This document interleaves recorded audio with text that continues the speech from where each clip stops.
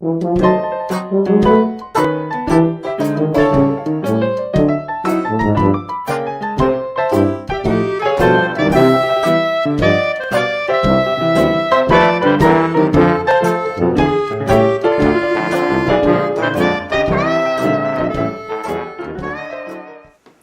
everybody, it's Grandmama. Time for another story from a Hometown Scrapbook by Ben Weatherwax. Tonight's story, Half a Century. Hello there. Well, it's getting close to the time when we look back over the 12 months and decide whether it's been worth it. Take an account of the resolutions that we made last year and estimate the effectiveness of our resolve. And we list our resolutions for the new year, wonder what the year will bring, and what we can make of it. For the introspective amongst us, it's a time for some rather brisk thought. For the quizzical, it's a time for wonderment. Oh, the new year season. No matter how we keep the last hours of the old year, it's time for cognation. And this year, it's more than that, than it has been for a long time. For just as the year's end marks a milestone in months, it marks one in years and centuries. It puts a period at the end of a half a century story and starts another half century, which, taken all together, may someday be considered one of the most important of all the 100-year periods in man's transient experience on this old globe. So tonight we're going to look forward, or look backwards, on 50 years of Grays Harbor. It's the first time in our history that we have been able to do that. For when this 20th century came in, the cities that we now call home were but little more than a decade incorporated, and even the frontier settlements from which they sprang were youngsters by most yardsticks of time. So, let's look backwards a bit tonight. If we're going to reminisce it over half a century, let's start with that dawn of this new century. It came to Grays Harbor just as it did to the rest of the world that many years back, with a lot of confusion too. There was an argument nationwide in scope, and just as loud on Grays Harbor as it had been in Manhattan Island, or in the Grand Forks of the Missouri, or the Delta of the Mississippi. It concerned whether 1900 really started the new century or ended the old one. 100 years, people argued, starts with 1 and ends with 100. Hence, 1900 would be the last year of the 19th century. But while the old Aberdeen Herald and the Hoquiam Washingtonian waxed heated in argument, the people of Grays Harbor just celebrated in their usual way and decided that they wanted the new era to come. What do you remember about those old towns that stood here when the 20th century dawned?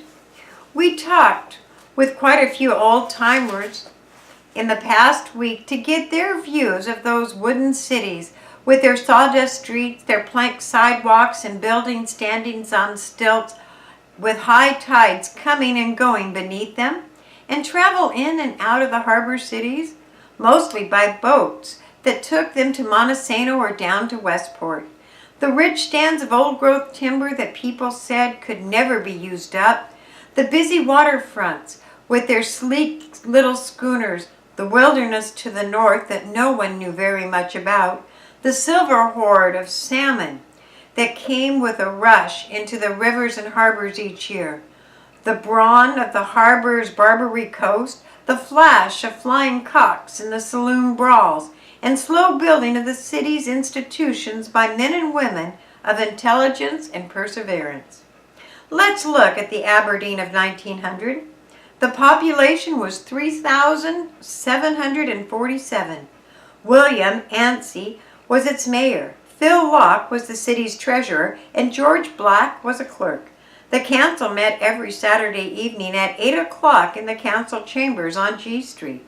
Imagine a Saturday night council meeting. But a council meeting was a social activity back in those days. They almost had to have their meeting on that night because every member of the council belonged to one of the town's secret societies, and they met all through the week. Take the Masons. They met the second and third Friday and the third and fourth Tuesday of each month. The Odd Fellows met every Monday with its ancillary meeting every Thursday, the first and third Thursday, and every Sunday afternoon. The Knights of Python closed their doors and post a guard in the Elks Hall every Wednesday in the week.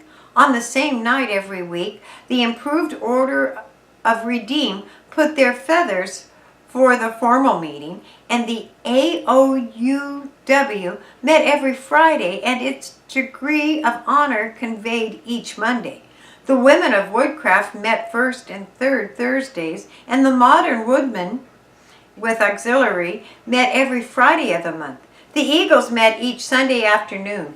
The United Artisans met every Saturday night despite the council meetings, and the GAR held its weekly meetings on the first Tuesday of the month. There was the Order of Pendo that met every Saturday night, the American Yeomans that met the first and third Wednesdays, the Order of Washington that convened each Tuesday evening in the month, the tribe of Ben-Hur that pulled on togas and carried spears on the first and third Mondays. Then there was the mystical organizations as the AHS, the APONP, the KOTM, and the LOTM. The Russian Fin Temperance Society met every Sunday night. The Trades and Label Council met over our house saloon each Tuesday night. The Sailors Union met on Monday nights, and the Journeyman Tailors Union met the last Wednesday of each month in the Sailors Hall. How's that for lodge activities? But remember, you young people, that was before such things as radios, motion pictures, automobiles, 3-a-week baseball games. The people of these lumber towns made their own fun, and that was one of the ways of doing things. Oh, the city had theaters. Aberdeen had the Acme Opera House and the Gem and the Olympus Theater. Then there was the Fireman's Hall, the Elks Hall, the GAR Hall, the Eagles Hall, Collier's Hall, the Masonic Hall, the Oddfellows Hall, and the Workman's Hall. Aberdeen even had a YMCA associate back in those days, though the project was dormant hereabouts for a good many of years. W.H. Williams was the president and A.P. White its secretary. There were two private schools, St. Rose Academy and Mrs. Walker's private school at the corner of F and Market Street. Automobiles, well, they just hadn't come along at that time. If you were going someplace in town, you walked, you rode a bicycle, or if you called for class, you could get a rig at the Aberdeen Livery and Transfer Company, and the Pacific Transfer Company had buses, gunnery, and hacks for hire by the minute, hour, or day. The Pollard Steamship Company was running a line between Grays Harbor and San Francisco. A steamer let weekly, and you could take your pick of the Newburgh or the Coronado, C.E. Burroughs and Company, and their agents. It was quite a town, this Aberdeen of 1900. Healthy, lusty, booming, with the sawdust flying from 6 big sawmills and a pair of shingle mills. Tom Taylor was the best-dressed man on Heron Street. Fred Hewitt could swing a maul and strike a harder blow than anyone in town. Druggist W.B. Payne sold that improved tonic for jaded nerves, the elixir Calisay bark, Fierro phosphate, and prescribed for general debility. The city had 3 meat markets and 18 saloons. Then there was the city of Hoquiam to the west. It looked much like Aberdeen, its plank streets, wooden buildings, Barbary coast. It had its rations of lodges, secret societies and fraternal organizations.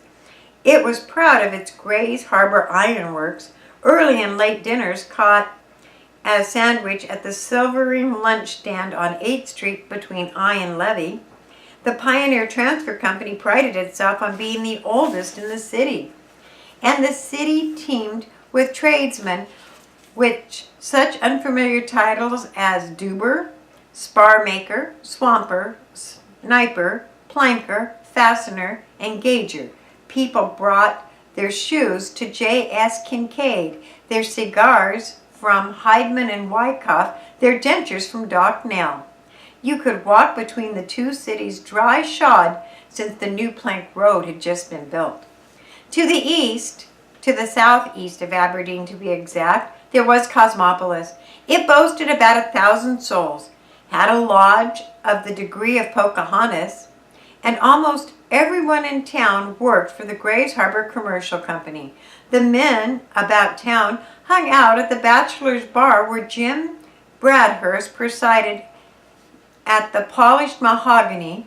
Dan Spiegel dispensed his drugs on Front Street, and the town boasted one of the few Chinese laundries on Grays Harbor. There they were, three little cities, swashbuckling, fighting amongst themselves, competing hotly at every improvement. They were learning about electric lights, talking about street railways, and asking each other if they had seen those darn full motion pictures yet. Well, that was the beginning of a half a century, and they had big futures before them. Those little sawdust towns. They hadn't yet learned the full value of their storehouse of fine timber that was to make their big and prosperous towns. They weren't used to thinking of their towns as permanent. This thinking of pioneering was quite a lark, but they drove it into the 20th century with a veer and a gusto that carried them far. Hoquiam put up the grandest hotel the towns have ever seen and named it after himself. Aberdeen burnt to the ground and started over. Cosmopolis became a company town as the commercial company took a stranglehold on the place and reached into every corner of the community. The street railway they had dreamed of came and connected them. It brought a center for the harbor's activities. The electrical park and the days of the Northwest League Baseball, when Walter McFarland was promoting a team they called the Aberdeen Black Cats. Those were the days of open streetcar rides to the ball games, and there was the Choctaw that pitched its tent at the park each summer and edified the people. Then, along with inside plumbing, came the paved streets. Ed Finch built a 5-story building and put an elevator in it. It wasn't long after the turn of the century that the high school of the largest town began to play football, and their annual game became quite an event. Ships were being built and launched to carry the harbor's men into the 7 seas. Railroads now tied the harbor with its outside world. Long-distance telephone became commonplace, and the automobile, that daring new means of locomotion, roared and snorted between the town's frightening horses and making the feral awful smell. The harbor cities united to move the courthouse, but split when the vote was counted. Followed with avid interest the crimes of John Tornow and Billy Gould, marched to the music of the Hoquiam Town Band, and danced to the fiddles of Billy Appleyard's orchestra. The Barbary Coast roared, then faded and disappeared in a new dignity that wanted law and order. The First World War came, and the young men of the towns responded. It was Grays Harbor now to the outside world, and it built ships faster than any other place in America. It cut into its treasure of fine timber and set records.